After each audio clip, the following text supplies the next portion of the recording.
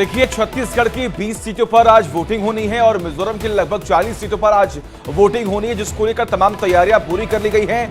समय बता दिया गया है कि सुबह 7 बजे से लेकर 3 बजे तक, तो कई जगहों पर 8 से लेकर 5 बजे तक वोटिंग होनी है। अब देखना होगा जनता के मन में क्या है। आपको सिलसिलेवार तरीके से पूरी की पूरी जानकारी देंगे कि आखिर वहां का माहौल क्या है, जनता के मन में क्या है, वो कौन कौन सी सीटें हैं जिस पर आज वोटिंग होनी है। बिल्कुल, तो देखिए ग्राफिक्स के जरिए दर्शकों को अब समझाते हैं कि आखिर किस तरीके से छत्तीसगढ़ में मतदान की स्थिति रहेगी।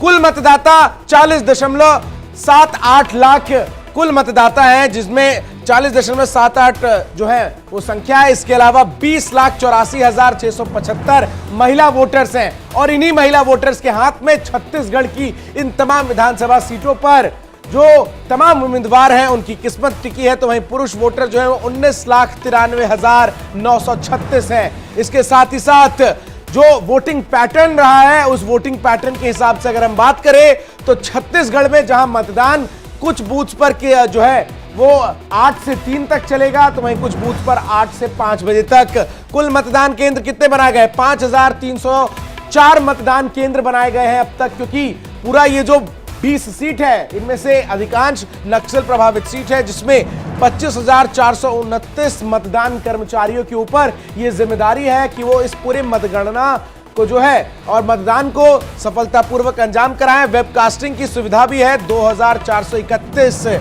जो वेबकास्टिंग की सुविधा है। इसके साथ ही साथ नक्सल प्रभावित क्षेत्र में जो प्रबंध किए गए हैं, जिसमें बस्तर संभाग में 12 केंद्रों पर 40,000 जो जवान हैं उनकी तैनाती की गई है। इसके अलावा कुल 60,000 जवानों को तैनात किया गया है। 40,000 में पैरामिलिट्री फोर्स और अन्य फोर्सेस हैं। इसके साथ ही साथ जो सुरक्षा का बंदोबस्त है वो इन 60,000 जवानों पर है। इसके साथ ही साथ आप देखिए जो हाई प्रोफाइल सीटें हैं वो कौन कौन सी हैं, जिनमें सबसे पहले हम बात करें तो देखिए गिरीश देवांगन और रमन सिंह के बीच जो मुकाबला है राजनांदगांव में, वो यहां पर होना है। इसके अलावा मोहन मरकाना और जो अलग प्रत्याशी उनके बीच होना है। कविश लखामा और सोयाम कुमार के बीच भी जो मतदान है वो होना है। इसके अलावा दीपक बैच और विनायक गोयल जो विधानसभा सीट है चित्रकोट, वहां पर भी वोटिंग आज होनी है। तो ये तमाम हाई प्रोफाइल सीटें हैं जिन पर सभी की नजर लगातार बनी हुई रहेगी और इन तमाम प्रत्याशी जो किस्मत है वो आज ईवीएम में दर्ज हो जाएगी।